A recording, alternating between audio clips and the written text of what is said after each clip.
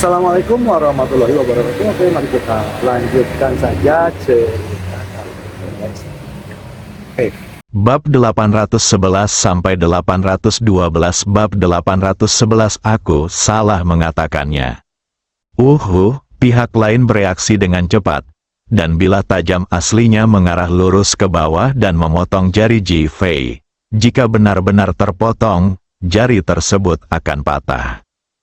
Namun, Ji Fei tidak bergeming sama sekali dan terus bergerak menuju perut wanita itu. Brengsek, wanita itu tidak menyangka Ji Fei begitu bertekad, dan tidak bisa menahan omelan marah. Pisau tajam di tangannya bergerak lebih cepat, dan dia ingin memotong jari Ji Fei secara langsung. Tepat ketika ujung pisaunya hendak menyentuh jari Ji Fei, jari-jari Ji Fei tiba-tiba terbuka lebar, dan ujung pisau itu lewat di antara kedua jari itu. Kedua jari Ji Fei langsung menyatu dan menjepit pisau tajam itu dengan keras. Wanita itu tidak menyangka. Jadi dia berteriak dan mencoba menariknya keluar, tapi gagal. Saat berikutnya, Ji Fei memasukkan dua jarinya ke dalam pelukannya, dan wanita itu merasakan tubuhnya bergegas menuju tubuh Ji Fei tak terkendali. Wanita menginginkan kendali, tapi gagal. Dia sangat tegas dan segera melepaskan tangannya, mencoba mundur. Tepat setelah dia mengambil kurang dari setengah langkah, hawa dingin sudah terasa di belakang lehernya. Tubuh wanita itu langsung menegang seperti disadap, dan dia berdiri di tempatnya. Mata Ji Fei yang tersenyum tertuju pada wajah wanita itu. Nona Keer, apakah kamu sudah menjadi pelayan lagi hari ini? Kata-katanya jatuh, tangan jatuh, dan masker kulit manusia terlepas dari wajah Keer. Apakah itu dia? Li Ruoxi langsung menyadari bahwa dialah pembunuh yang berpura-pura menjadi anak kecil dan bermain dengan Tong Tong dan ingin membunuh Tong Tong. Semua orang di tempat kejadian yang terkejut dengan cedera Cao Ping barusan melihat Ji Fei dengan mudah menangkap Keer yang sedang membunuhnya. Mereka memandang Ji Fei dengan lebih kagum dan tidak percaya, dan terdiam. Terutama kecepatan reaksi Ji Fei barusan melampaui kecepatan yang bisa dimiliki manusia. Suamiku, apakah kamu baik-baik saja? Li Ruoxi, yang bereaksi, bertanya dengan prihatin. Haruskah aku bertanya padanya apakah dia baik-baik saja? Pisau tajam di tangan Ji Fei berayun lembut di belakang leher Keer, seolah tertiup angin. Rambut Keer sepertinya telah dipotong dengan gunting, berjatuhan satu demi satu dan melayang di udara. Bunuh aku, Keer bereaksi saat ini dan berteriak dengan marah pada Ji Fei. Bunuh kamu? Ya, bunuh aku. Memikirkan terakhir kali dia dilempar ke laut oleh Ji Fei, seperti melempar anjing mati, Keer sangat marah dan bahkan ingin membunuh Ji Fei secara langsung. Namun, apakah kamu menghinaku dengan membunuh pemula sepertimu? Ji Fei mengatakannya dengan mudah dan alami, tapi mendengarnya di telinga Keer dan bahkan Cao Ping yang terbaring di tanah sangatlah menyenangkan. Tetapi mereka harus mengakui bahwa di mata Ji Fei, mereka hanyalah pemula, bahkan pemula yang tidak layak mendapatkan perhatian dan perhatian Ji Fei. Kualifikasi apa yang harus diteriakkan dan diaumkan oleh pemula seperti itu di depan orang lain? Jika kamu tidak membunuhku, aku akan terus membunuhmu. Keer berkata dengan enggan, kamu tidak bisa membunuhku. Ji Fei masih terlihat tidak setuju. Mengapa? Karena aku tahu kamu ada di sini sejak aku masuk. Mustahil, seru Keer. Menatap Ji Fei dengan keterkejutan di wajahnya, matanya penuh keraguan dan ketidakpercayaan. Bau melati adalah bau yang paling unik di antara semua wanita di sini. Apakah kamu meragukan hidungku? Ji Fei bertanya dengan tenang. Keer, dia memang seperti yang dikatakan Ji Fei, dia memiliki aroma melati alami. Dan untuk membingungkan orang lain, Dia sengaja menggunakan parfum beraroma lain. Namun pada akhirnya dia tetap tidak bisa menipu hidung Ji Fei. Ini sangat terkejut. Ji Fei memandang Cao Ping yang wajahnya berlumuran darah di tanah. Apakah kamu ingin mencium aroma melati di tubuhnya? Dahi? Cao Ping merasa tidak nyaman dan sakit seolah Ji Fei telah meninju dadanya dengan keras dengan tinjunya. Pertanyaan ini terlalu mengasyikkan, dan pertanyaan ini terlalu mengejutkan. Apa yang dia gunakan untuk menciumnya? Hidungnya hilang. Telinga Ji Fei bergerak-gerak 2 kali. Matanya melihat ke arah pintu sambil tersenyum. Lalu tangannya tiba-tiba bergerak cepat, dan pisau yang diambilnya dari tangan KR kembali ke tangan KR. KR terkejut dan sebelum dia sempat bereaksi, tubuhnya tiba-tiba melesat ke depan. Pisau di tangannya sepertinya dikendalikan oleh suatu kekuatan dan menggores wajah Cao Ping. Awalnya, hidung Cao Ping masih sedikit menonjol. Kali ini benar-benar hilang. Aduh, Cao Ping menjerit nyaring. Terdengar suara langkah kaki yang kacau di depan pintu. Lalu puluhan orang muncul di depan pintu. Pemimpinnya adalah seorang pria berusia 50-an. Berpenampilan megah dan berjanggut lebat. Itu adalah ayah Cao Ping, Cao Dezang. Di wajah pucatnya, sepasang mata menatap KR dengan penuh amarah, dan warna merah tua seakan membakar KR sampai mati. Karena dia kebetulan melihat KR memotong hidung Cao Ping. Sialan, beraninya kau menyakiti anakku dan mempertaruhkan nyawanya. Cao Dezang meraung dan meraung. Ayah, selamatkan aku. Cao Ping hampir mati kesakitan. Tapi saat dia mendengar ayahnya mengom, rasanya seperti melihat penyelamat, dan dia berteriak dengan cepat. Wow, lebih dari selusin orang bergegas dari belakang dan sudah mengepung KR. KR memandangi pisau tajam yang berlumuran darah, dengan ekspresi ngeri dan terkejut di wajahnya. Bahkan jika dia adalah seorang pembunuh dan kemampuan membunuhnya tidak lemah, tidak terbayangkan untuk memotong tulangnya dengan begitu mudah. Itu membuatnya membeku di tempat. Gadis kecil, jika kamu berani menyakiti kakak laki-laki kami, lihat apakah kami tidak membunuhmu. Salah satu murid Cao Ping berteriak dan meninju KR. KR dengan cepat mundur dan menusuk tinjunya dengan pisau tajam di tangannya. Penjahat yang berbahaya, pihak lain mengumpat dengan marah dan dengan cepat menarik kembali tinjunya. Adegan itu berubah menjadi kekacauan. Li Ruoxi dan yang lainnya memandang Ji Fei dengan keterkejutan dan kebingungan di mata mereka. Mereka seharusnya membalas dendam padanya. Tapi sekarang, kenapa hal itu berubah menjadi perkelahian di antara mereka?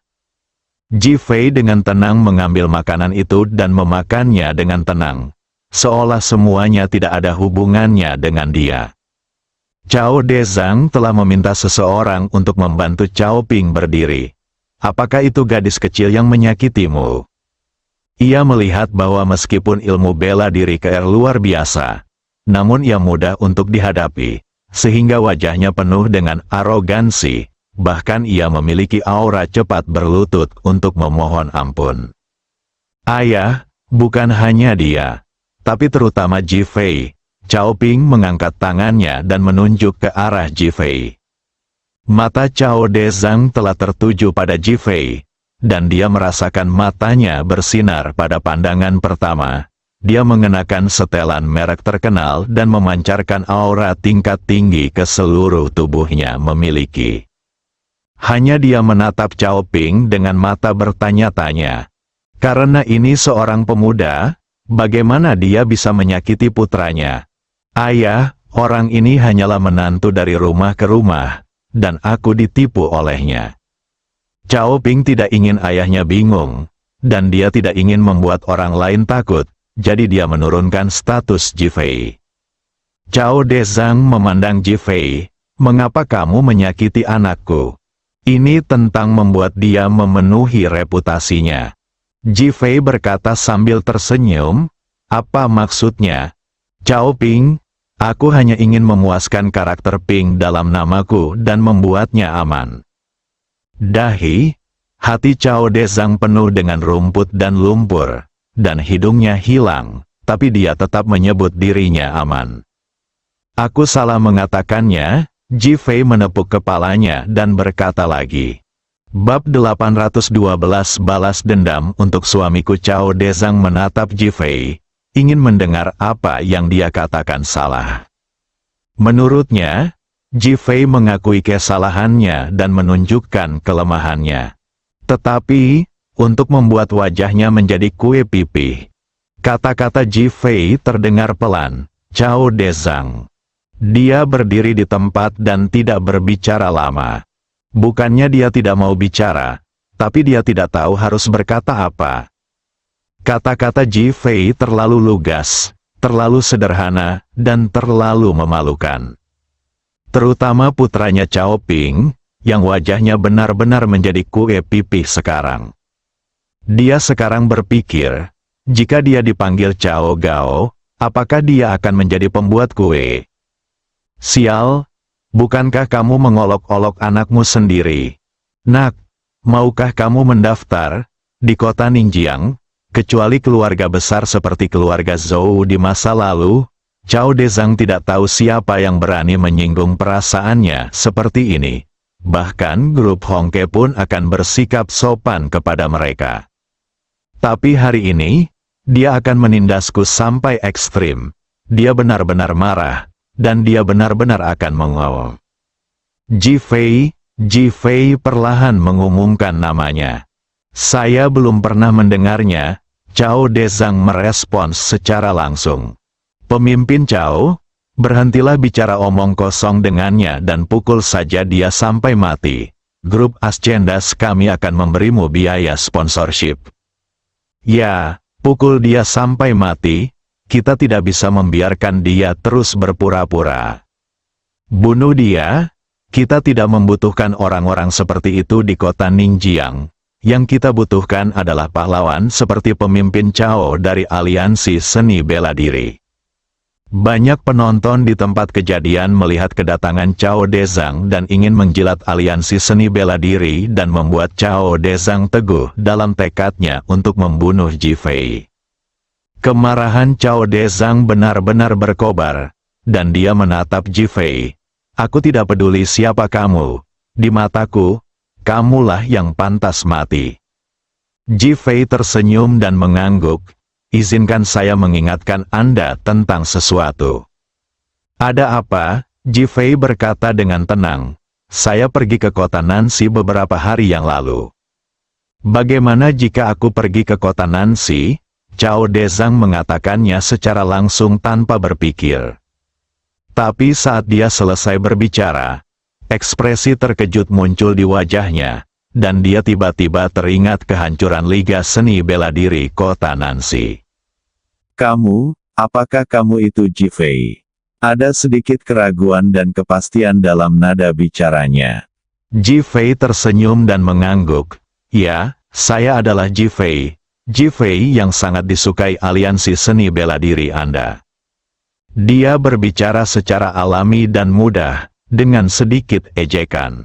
Itu hanya membuat ekspresi wajah Cao Dezang mulai berubah. Ayah, tidak peduli siapa dia. Dia harus membalaskan dendamku karena telah menghancurkanku seperti ini. Jika tidak, di manakah wajah aliansi seni bela diri kita di masa depan? Cao Ping berteriak dengan semangat. Ketika Cao Dezang melihat putranya, dia segera menguatkan diri dan berkata, "Itu dia, saya hanya ingin membersihkan sampah di masyarakat dan membersihkan sampah dalam seni bela diri." Dia begitu saleh sehingga dia tampak seperti seorang pahlawan. Mata Ji Fei bersinar karena sarkasme dan dia tidak berkata apa-apa. Semua orang di tempat kejadian melihat Cao Dezang sudah marah dan ingin mengambil tindakan, dan mereka menjadi lebih antusias. Nak, kamu bukan siapa-siapa di depan aliansi seni bela diri, mengerti? Kamu telah menyinggung aliansi seni bela diri hari ini, tunggu saja sampai ditangani. Stabilitas kota Ningjiang kita bergantung pada aliansi seni bela diri. Selama aliansi seni bela diri mengambil tindakan, tidak ada yang berani untuk tidak patuh. Suara-suara menjilat mulai datang dan pergi lagi. Aliansi seni bela diri nomor 1 di kota Ningjiang. Bahkan suara sanjungan pun mulai bergema di tempat kejadian. Wajah Cao Dezang menunjukkan arogansi dan arogansi. Inilah martabat yang dimiliki aliansi seni bela diri. Ji Fei tidak berbicara, tetapi melihat ke arah KR dan orang lain yang sedang bertarung. Tiba-tiba aduh, KR terkena pukulan, tubuhnya terlempar keluar, dan dia berteriak. Aliansi seni bela diri nomor 1 di kota Ningjiang. Suara menjilat orang-orang di tempat kejadian sangat cocok dan teriakannya terkoordinasi. Wajah Cao Dezang sudah dipenuhi rasa bangga. Pada saat ini, ada lagi ledakan kebingungan di pintu. Siapapun yang tidak ada hubungannya dengan ini, turun ke sini. Dengan teriakan marah, sekelompok orang yang mengenakan pakaian hitam dan menutupi wajah bergegas masuk. Entah memegang pisau tajam atau panah di tangannya, seluruh pemandangan menjadi sunyi sesaat. Ah, KR menjerit pelan dan ditangkap di tangan seseorang. Adegan itu hening selama beberapa detik. Seorang pria tiba-tiba berdiri tegak dan melihat ke arah pintu. Siapa kamu? Kamu berani membantu pembunuh yang menyakiti Tuan Cao. Apakah kamu ingin mati? Jika Anda ingin menjilat Cao Dezang, berperilaku baik. Hasil engah, sebuah panah kemarahan ditembakkan ke leher lawan, menyebabkan darah berceceran. Berdebar, mata pembicara melebar dan dia melihat ke depan. Dia bahkan tidak mengeluarkan satupun tangisan.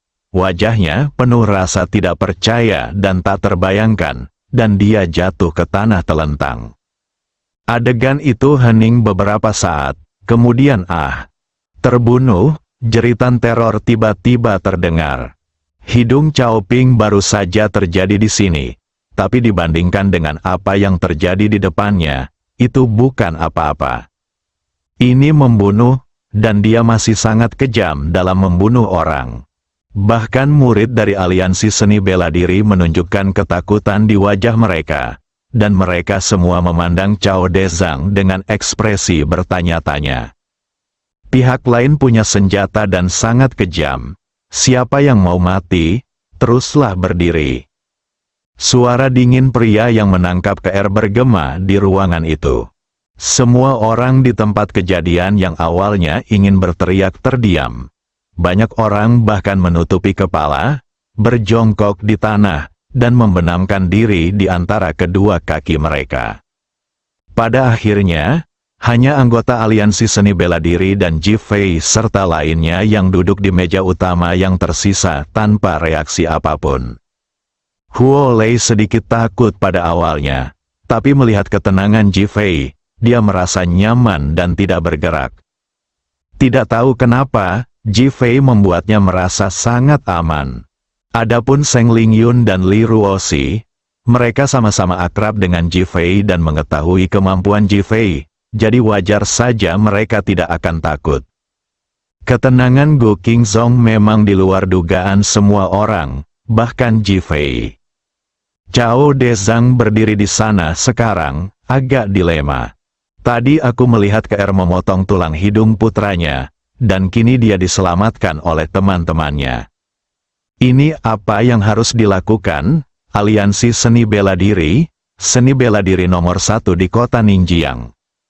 Suara menggoda Ji Fei tiba-tiba terdengar, yang terdengar jelas oleh semua orang di aula. Banyak orang memandang Cao Dezang dengan sedih, berharap dia akan melangkah maju untuk menyelamatkan orang. Cao Dezang, yang sudah sedikit malu, sepertinya menjadi sorotan saat ini. Matanya penuh amarah dan depresi, tapi dia tidak berdaya. Karena dia juga takut dengan busur panah lawan. Itu bukan satu atau dua, tapi lebih dari selusin. Stabilitas kota Ningjiang kita bergantung pada aliansi seni bela diri. Selama aliansi seni bela diri mengambil tindakan, tidak ada yang berani untuk tidak patuh. Ji Fei melihat Cao Dezang tidak bertindak dan terus meniru nada suara semua orang tadi. Cao Dezang merasa seolah-olah dia telah ditarik oleh Ji Fei dan dipukuli dengan kejam. Matanya hampir terbakar, wajahnya terbakar, dan hatinya penuh kebencian. Tepat ketika dia hendak marah pada Ji Fei dan mengarahkan jarinya ke Ji Fei, wanita dari pria yang baru saja meninggal itu tiba-tiba menatap Cao Dezang dan memohon, "Pemimpin Cao, balas dendam suamiku." Cao Dezang, kali ini saya benar-benar terpanggang di atas api. Bersambung.